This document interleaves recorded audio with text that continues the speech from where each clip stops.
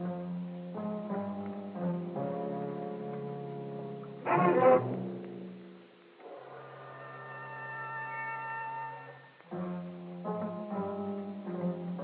Columbia Broadcasting System presents yours truly, Johnny Dollar.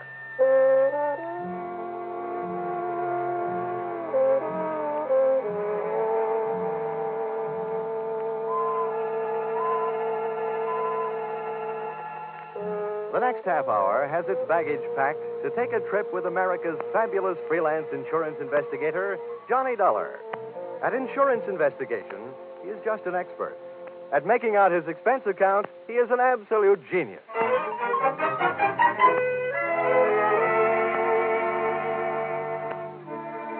Expense account submitted by investigator Johnny Dollar to Home Office, East Coast Underwriters, Terminal Building, Hartford, Connecticut. The following is an accounting of my expenditures in the investigation regarding the Parakoff policy for your company. Expense account item 1. Plane fare to Benton, Ohio, $40.04. Item 2, plane fare Benton back to Hartford, $40.04.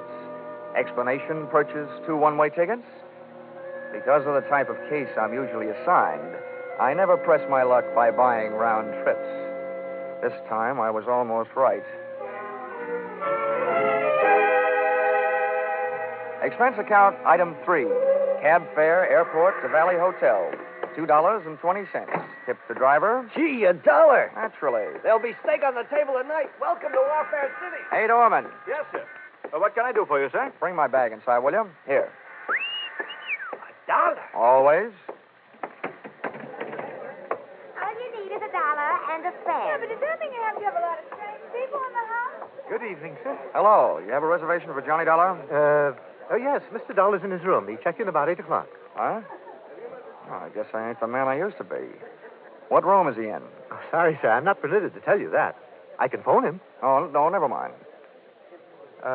Let me have one of those envelopes, will you? I'd like to leave my card for this Mr. Dollar. Yes, sir. Here you are. Thanks. Here, just pop this in his box. The clerk popped the envelope into box number 207, and I propped myself into an elevator going up to room 207.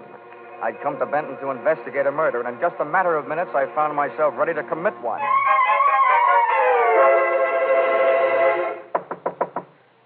Yes? Who is it? Bellboy, sir. A package from Hartford. Just a minute. Package for me? Special delivery. Oh. Come on. Get up on your feet. Now, wait a minute. Take it easy. You must be Johnny Dollar. Sometimes strangers in a hotel room can be a lot of fun, but not when they're using my name. What's your angle? Listen, Dollar, I can explain everything. It better be good, and it better be fast. I didn't want to be seen waiting for you in the lobby, and it's important that I talk with you before anybody else does. That's why I'm here. I'm Eric Barker. Oh, the defense attorney in this Parakoff thing, huh?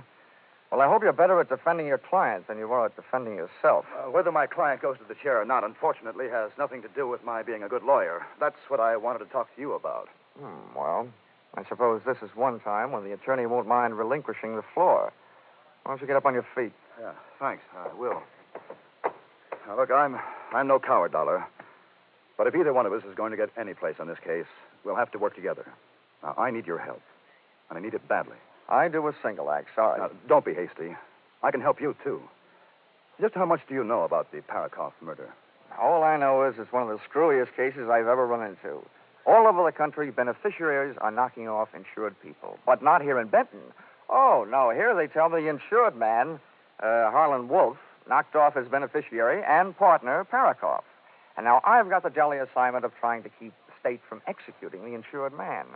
My employer, East Coast Underwriters, isn't anxious to see $100,000 of their money burn up in the electric chair. Well, at least we're both stuck with the same tough job. Now, look, I'll tell you the few things I already know, and you fill it in from there. All I know is that Parakoff was shot to death, and that his business partner, your client, Harlan Wolf, was picked up leaving town and being held for the murder. What have they got against him?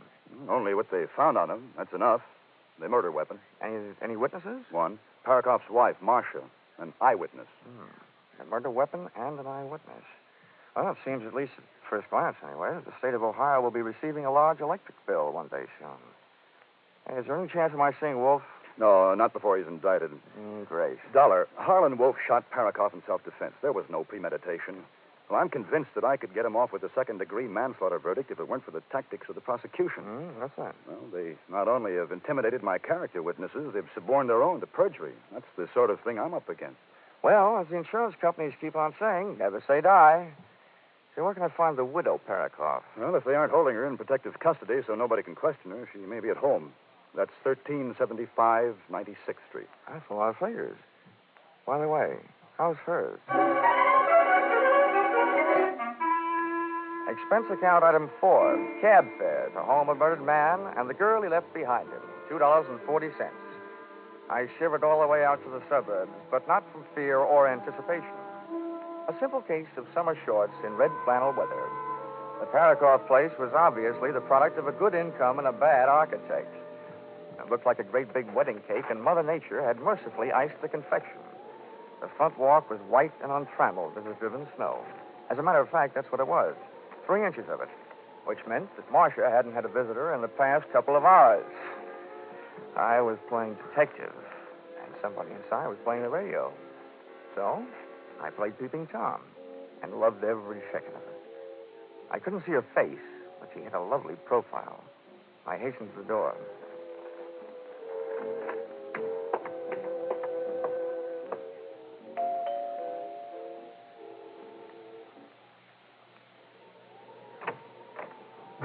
Wow. Her hair was red and her eyes were green. Her hair stopped you cold and then her eyes gave you the go signal. Yes? Would you mind saving that yes for later? I beg your pardon? Well, I've come here to ask your help, and I hope you'll say yes. My name is Johnny Dollar. I've been sent to Benton to investigate the death of your husband. Well, why? Has this turned into a federal case? No, I'm from the insurance company. Oh, come in. Thanks. Say, where can I put my coat? This snow will melt all over your carpet. Let it melt. Just throw your coat any place. Okay. Good shot. Come on in by the fireplace. It's nice and warm. I should have brought some chestnuts. I could have followed her with my eyes closed. She headed for the living room, leaving a pathway of perfumed air behind her, and I didn't waste a breath of it. Yeah, that's nice perfume. Sit down. Thanks. Hey, you have good taste. That chair is a genuine antique. Oh? If you can stand a compliment before we get down to business, you certainly furnish a room. Oh, most of the things are just reproductions. Not the things I'm talking about. Oh, you mean me? Uh-huh. Oh, this is a happy surprise. I expected to find someone fatter and sportier. My husband was. And now, what about his insurance? Oh, you got me wrong. You see, I'm working for the company that insured the man being held for the murder of your husband, Harlan Wolf. What do you want from me? Just a story of what happened. Oh, that I can't do. The district attorney had a long talk with me about it. I'm not supposed to say anything to anybody about it until the trial. Well, I'm not asking you for any state secrets. I just want you to save me a trip down to the morgue. Oh, don't be so brutal. Oh, sorry. I didn't realize you were still in mourning. That negligee confused me. Anyway, I meant the newspaper morgue. That's what they call their files. You gave them a story. Why won't you give it to me? I told you I can't. Okay. Sorry I wasted your time. Oh, wait a minute. Don't go. Well, you aren't exactly cooperating. Oh, please sit down. I'm going crazy in this house alone all the time. Can't we find something else to talk about? Sure. Later. First things first. That makes sense. All right. I don't see how it could be wrong to tell you what's already been in the newspapers, Johnny. Yeah, that's right. Go ahead. All right. Well, Harlan Wolf and I were here in this room alone. We were discussing business. Business? Business. The Highland Coal Corporation. My husband was its president. Harlan Wolf is the secretary-treasurer, and I'm the vice president. I can't resist this. But your kind of businesswoman makes this anthracite heart of mine feel very bituminous. What? I don't get it. Let it go. So, you and Wolf were sitting here talking about your coal business. Where were you sitting? Well, I was sitting over there at the desk. How about Wolf? Well, he was sitting where you are right now. And then my husband came home. And no doubt accused you and the secretary-treasurer of putting in too much overtime. Is that it? Yes. Oh, it was terrible. They fought, and Finally, Harlan ran over to the couch over there and pulled his gun out of his overcoat pocket and started pulling the trigger. Who called the police? The neighbors? No, I did. Well, that's all there is to it. Well, that's all I wanted to know. It didn't hurt, did it? No. Now, how about using those big shoulders of yours for throwing a log on the fire? Sure. I'll go outside and get one. No, there are logs in here. Mm-mm. I'd rather go outside and get one that's a little damp. They burn much slower. Oh. Well, then, while you're at it, get a big one.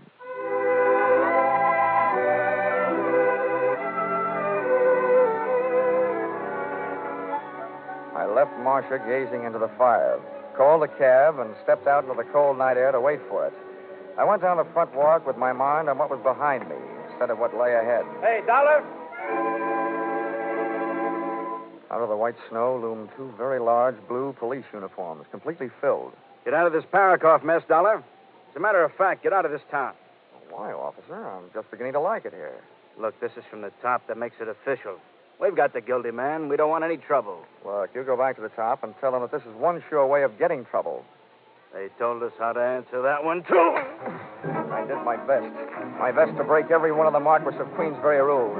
I knew I was fighting a losing fight, but I was fighting for a little time. And that's all I got. A fist never stopped, and my head seemed to feel like a ping-pong ball in a four-handed game. Suddenly, things looked up. Me, flat on my back in the snow, seeing stars. Then a boot came flying toward my head and switched off all the pretty lights.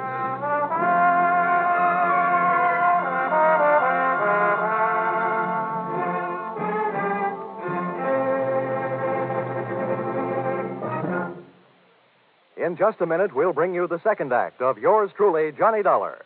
But first, we want to remind you that next Sunday night, CBS once more will bring you 10 great shows, filled with great stars and complete with comedy, drama, and mystery. Betty Davis will make her first appearance on The Prudential Hour, co-starring with Ray Milland in a gripping story of a woman who has to bridge a lifetime in 3 short hours. Once more, you'll hear those 90 non-stop minutes of mirth with Spike Jones, Jack Benny, and Amos and Andy in succession. There'll be more comedy, more drama following rapidly. The Adventures of Sam Spade, Lum and Abner, Helen Hayes, Eve Arden, Life with Luigi, It Pays to Be Ignorant. Staying tuned to CBS on Sunday nights guarantees you the greatest entertainment on the greatest listening night of all. These programs are regular Sunday night features on most of these same CBS stations. And, of course, Jack Benny comes to you over them all. And now, back to yours truly, Johnny Dollar.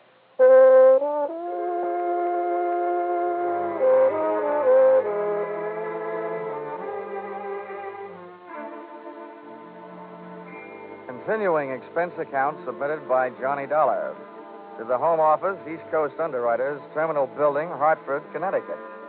Expense account item 5, medical supplies, bonded, $7. Oh, and here's something I'll give you for free. A handy help for your regularly employed insurance investigators. When I find myself overwhelmed in a brawl with unknown assailants, cops included, I do my best to take away more than just bruises and contusions. During my career, I've picked more pockets than a rack boy in a pool room. And I added one more to the score during the brawl in front of the Parakoff house just before I went bye-bye in the snow.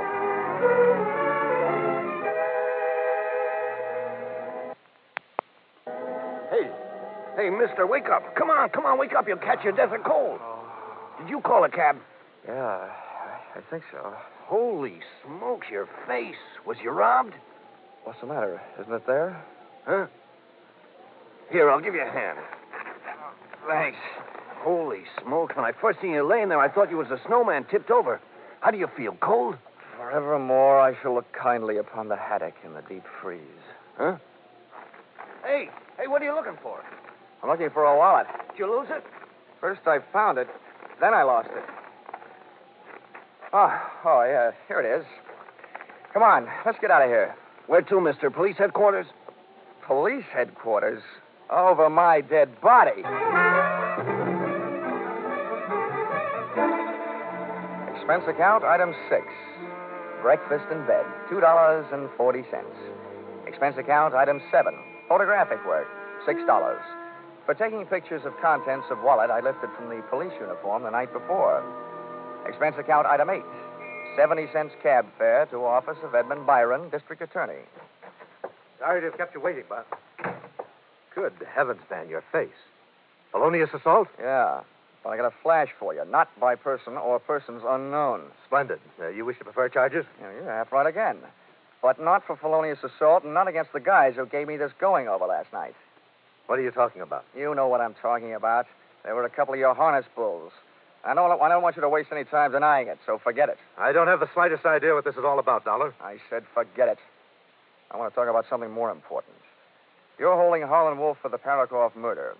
Now, what I want to know is, when are you going to hand down your indictment and what it's going to be? First thing in the morning, first-degree murder. Anything else you want to know before I have you thrown out of here? Yeah. How do I get mixed up in these rhubarbs?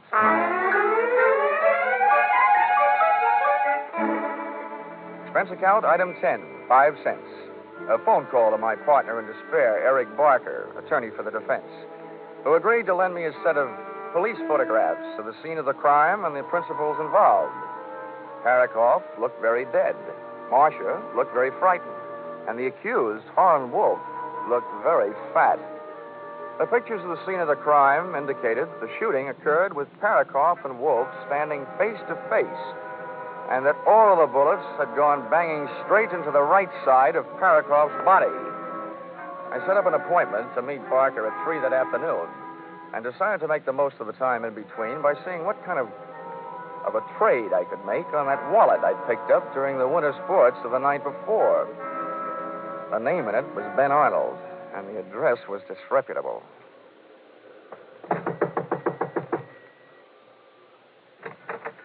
I don't want any brushes. What a coincidence. I'm not selling any. What do you want? I'm looking for Ben Arnold. Who isn't? He promised me he'd be home by now. By this time, I should know better. Okay, I'll wait. Outside. Inside. Hey, wait a minute. Ben won't like this. Well, that makes it even. I don't like Ben. Look, I don't want any trouble. Okay, then don't make any trouble. Well, what do you want here anyway? Oh, let's just say I dropped by for an unfriendly visit. If Ben finds you here, it'll get real unfriendly. I'm warning you, get out of here. Ain't that face of yours marked up enough? Well, that mouse hanging under your eye isn't exactly a beauty mark. Ben really spreads his blessings, doesn't he? Hey. Ben had really spread one blessing right there close in front of me. It was a small room, about the size of a large closet, with a clothes sprawl high and low, making the whole place look like a collapsed clothesline. And there, hanging on the back of the door, was Ben Arnold's police uniform. My eyes popped out, pushed one of its shiny brass buttons, and rang the bell. There, like little brass love letters on the brass, stood the initials CPD. And CPD were never the initials of the Benton Police Department.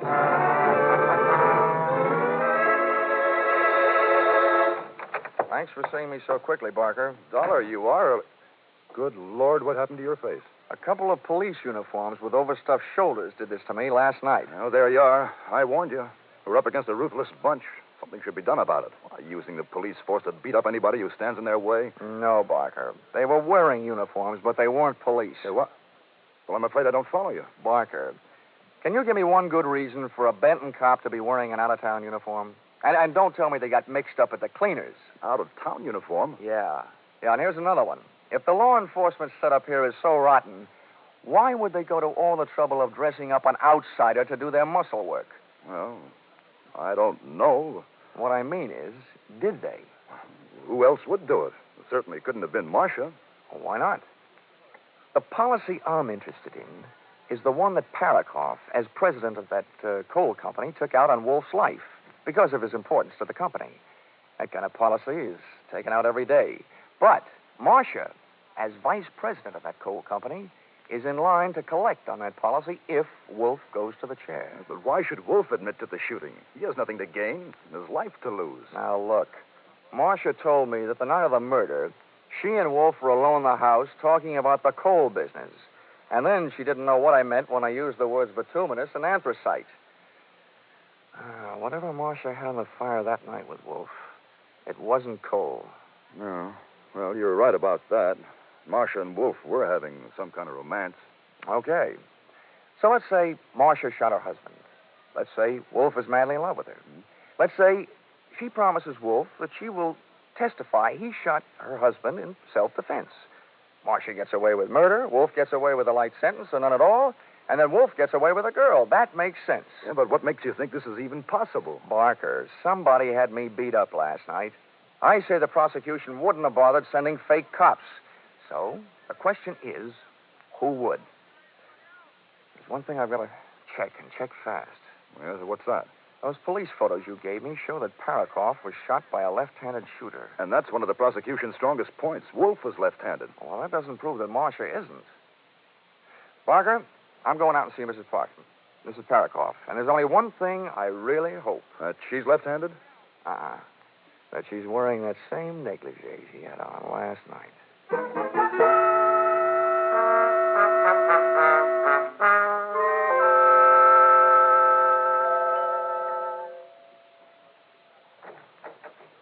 Hello, Marcia.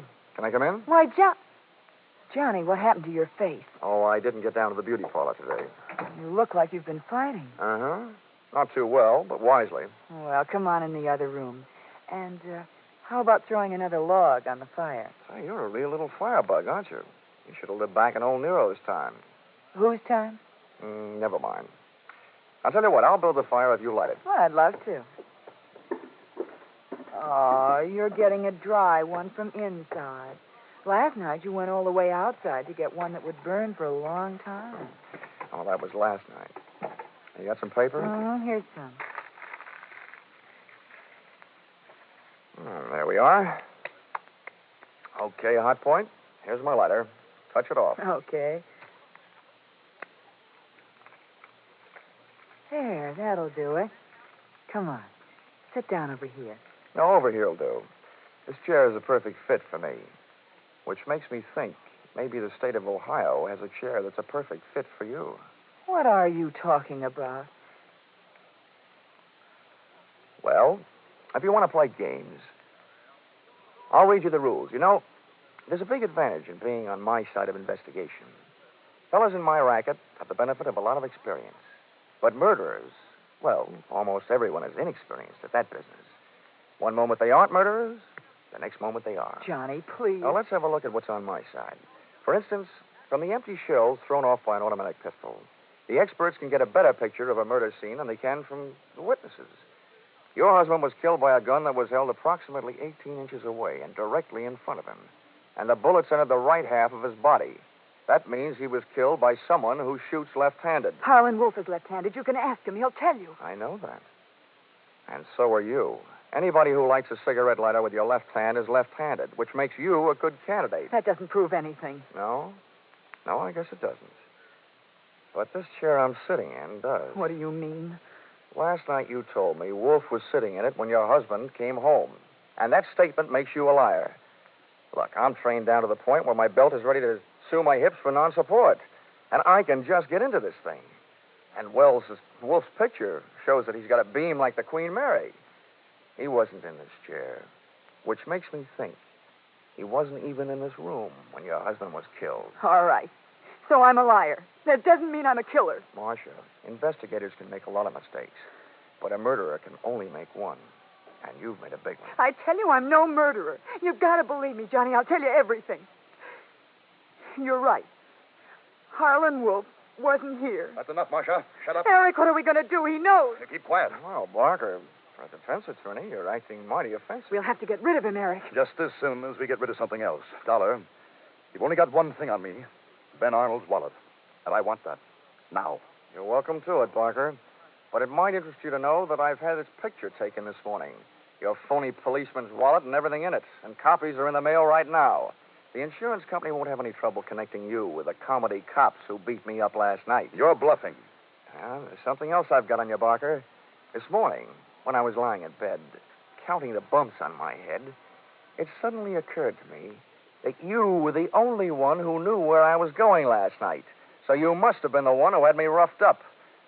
It also does my heart good to see you standing there with that gun in your left hand, which makes you a candidate, too. Shoot him. Shoot him, Eric. You're a lawyer, Barker. What's your legal opinion? Are you just an accessory after the fact or before the fact? Or are you the murderer? What are you waiting for? Shoot him. Kill him, I tell you. Shut up, Marcia. Dollar, stand still. If you won't, I will. Give me that gun. Marcia, look out. When Marcia made a rush to grab the gun from Barker, she got between me and the gun, and I dove in behind her, arms straight out, picked her up, and heaved.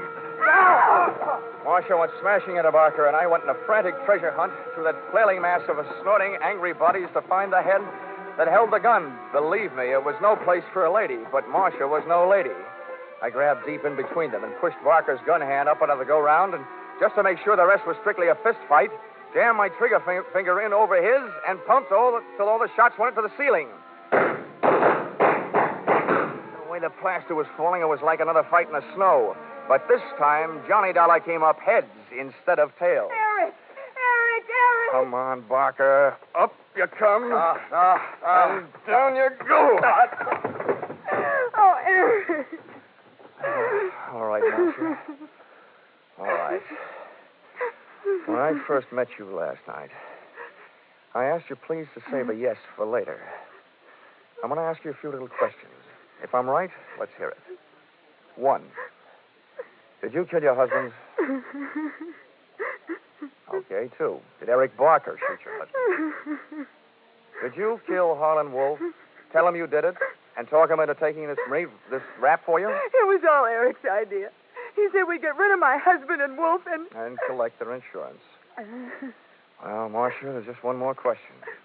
Are you or aren't you going to call the district attorney and invite him over here? Yes.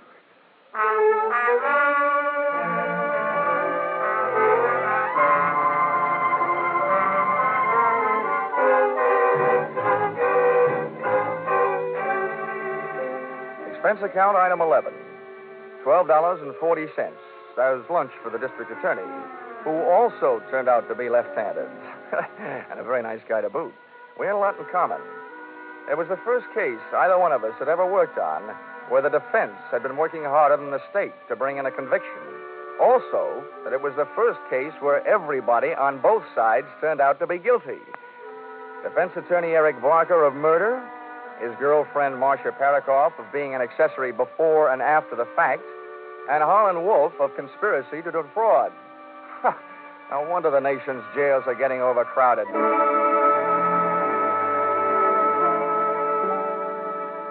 Expense account item 12, $700. Side trip to Miami, Florida. Purpose,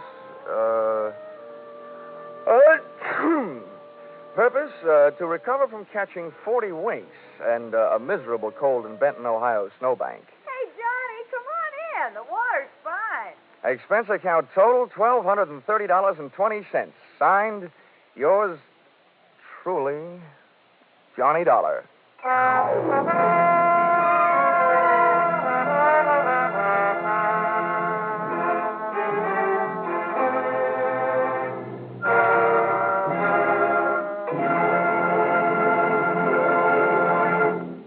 Now a word about a special CBS broadcast this Sunday. You'll find it a story that grips you for a full 60 minutes on the air. A startling drama of a young reporter who finds that his assignment comes too close to home. A revelation of disturbing facts about our mental hospitals based on actual documented reports and 6 months of intensive study and preparation. With Eddie Albert starring as the young reporter, this tale of a mind in the shadow comes to you by popular demand in a repeat performance next Sunday over most of these same CBS stations. Be sure to hear Mind in the Shadow next Sunday at 12:30 Eastern Standard Time.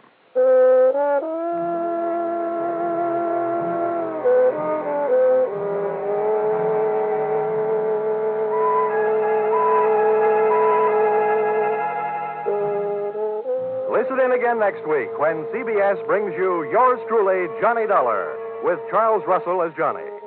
Yours Truly, Johnny Dollar is written by Paul Dudley and Gil Dowd, with music by Mark Warno, and is produced and directed by Richard Sanville for CBS, the Columbia Broadcasting System.